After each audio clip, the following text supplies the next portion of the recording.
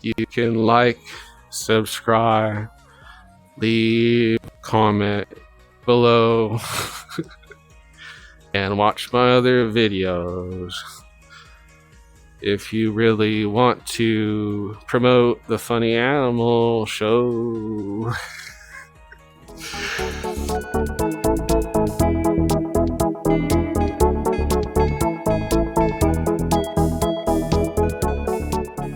Hey everybody, it's your boy.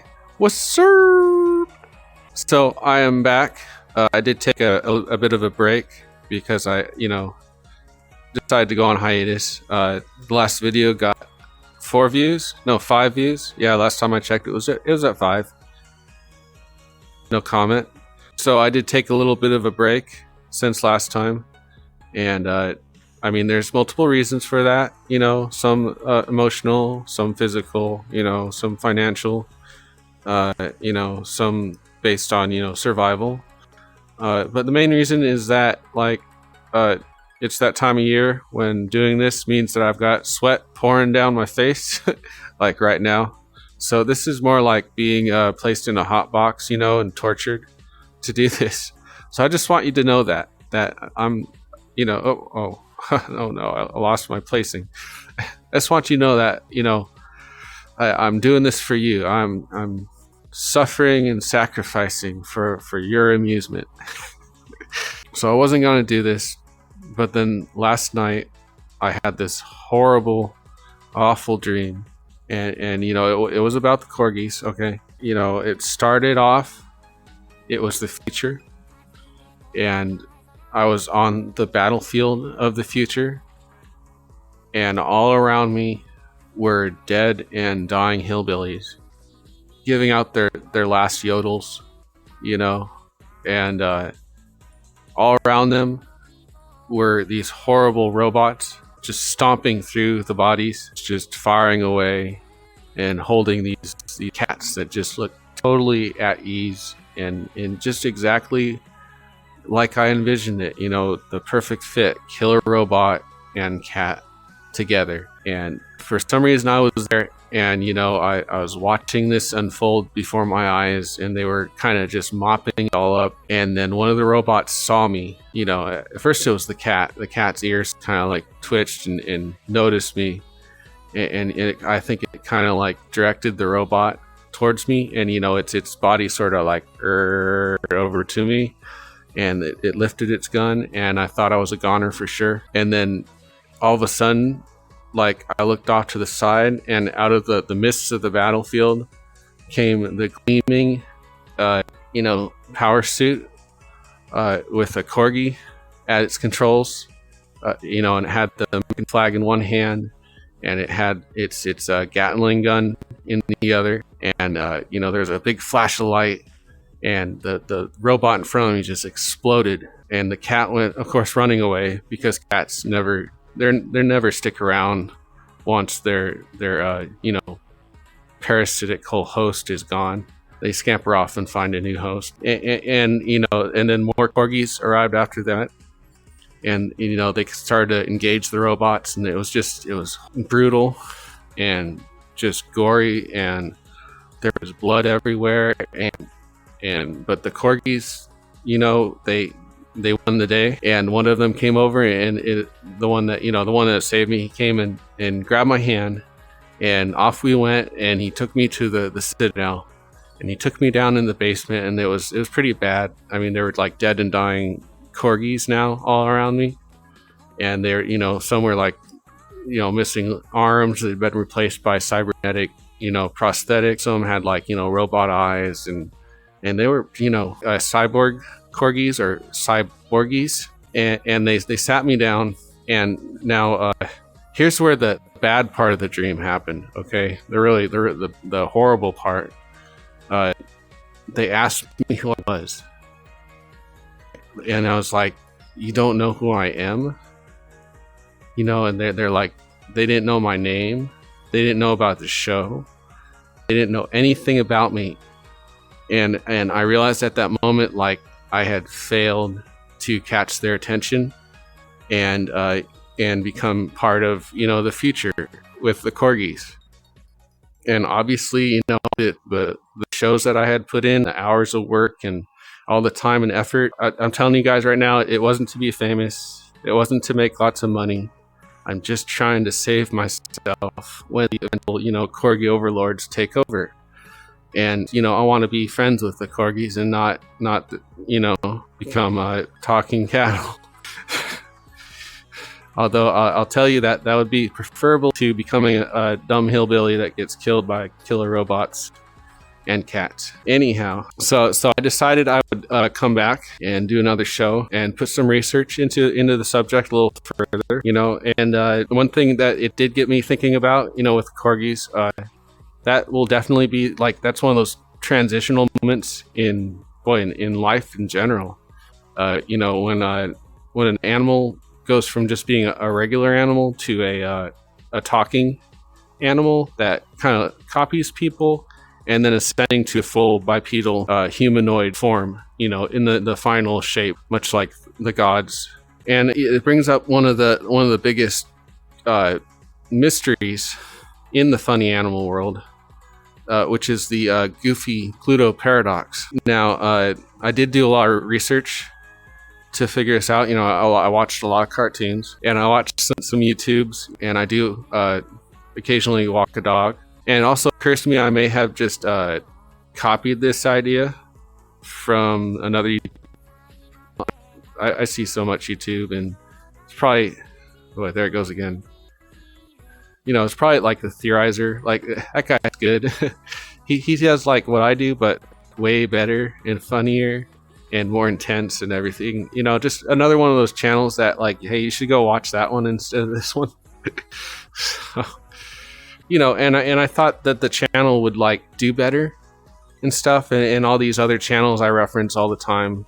I thought, maybe to honor them by mentioning them, and if this channel had been doing real well, I'd be like, gee, thanks Theorizer for inspiring me to do this and do this and spend all this time doing all this stuff, and trying out YouTube.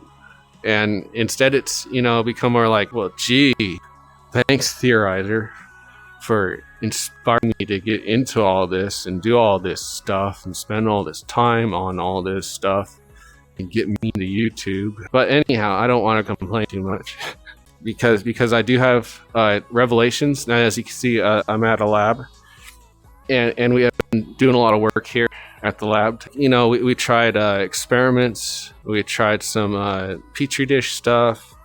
We tried some dissection stuff. I don't want to get into it, but we did eventually make a very startling discovery. Now, when it comes to Goofy and Pluto, the thing that most people don't understand is the funny animal life cycle. They aren't actually two different entities. They are, in fact, the same creature, just in different stages of its life cycle. That's right. Pluto is basically the larval stage of a Goofy, which is a dog man. And oh boy, do they have a lot of history.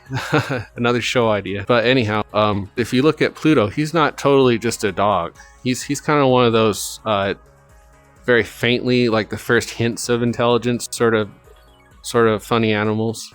A little bit like Scooby-Doo. One of the worst funny animals, by the way. I mean, hardly talks, makes dumb jokes, stoner, controlled by addiction.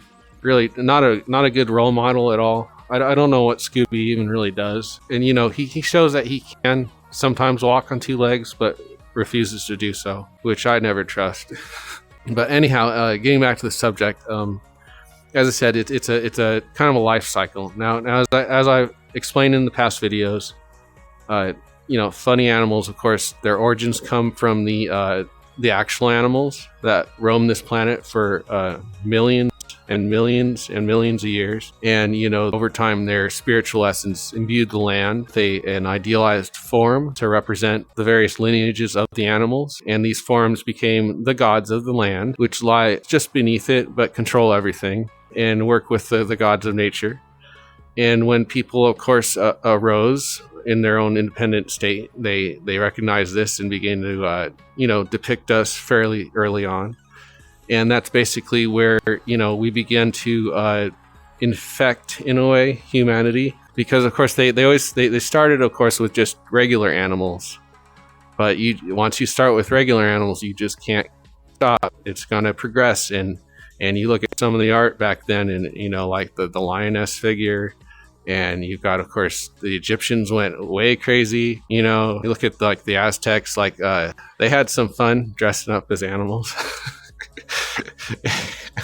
And it's just a long lineage. And when it comes to modern era, there's really no other book that explains it better than George Orwell's masterpiece of the future.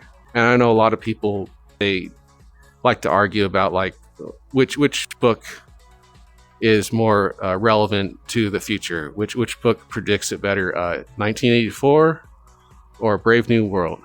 And some people will say like, oh, Fahrenheit 451, and of course they're right, because just look around us and read that book again, you thought it was the others. And yeah, it's kind of like, yeah, it's 1984-ish. It's Brave New World, sort of. I mean, there's some weird stuff in that one, I'm sorry. But Fahrenheit 451, like when was the last time you read a book or went to the library? And what is this right here? You don't think this is a wall of screen against your eyeballs? Anyhow, but look, the thing is, they're all wrong. Those are not, they get close, but the most realistic one, Animal Farm. Okay.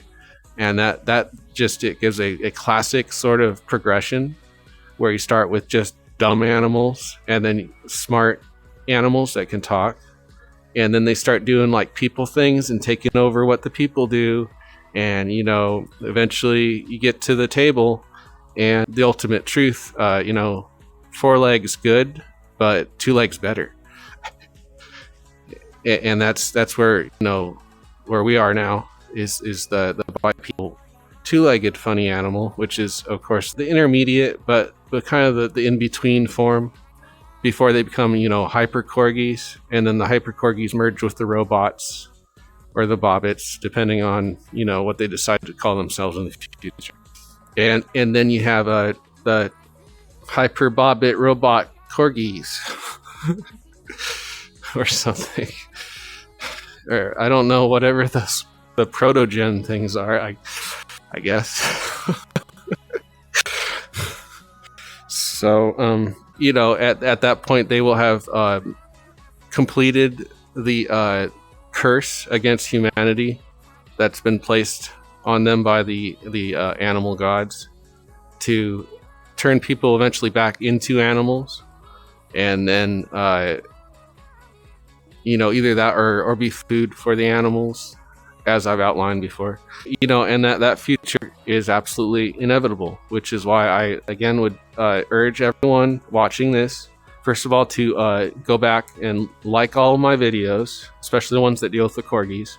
Subscribe to this channel, because you will, as a first time viewer and subscribe and liker, and hey, even like maybe a comment or something, or 2 or 5, you'll be like those guys that knew the band before they were popular and goes around and you can tell everyone, hey, like, I like the corgi before like everyone else liked them, and the corgis will see that for sure. And you'll get like executive gold status at the processing farm. You get to be like the upper class of the talking cattle. Lucky you. Now, me on the other hand, I've got work to do, and that's what I continue to do with the channel. I do have a song I have just put out. Links in the description. Go check it out, guys. I'm gonna see if I can get it played some places. See what happens. So that's all for today. I just want to say one last thing. If you really think about it, just from a philosophical point of view, every day is Tuesday. So you never know when I'll be back, but hey, if you want me to do this more often, like I said, like, subscribe, that do. You can like, subscribe, leave a comment below, and watch my other videos. If you really want to promote the Funny Animal Show. Anyhow, see you next Tuesday. What's sir?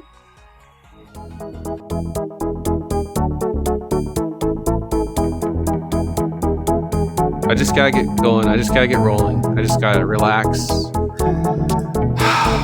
Okay, just relax.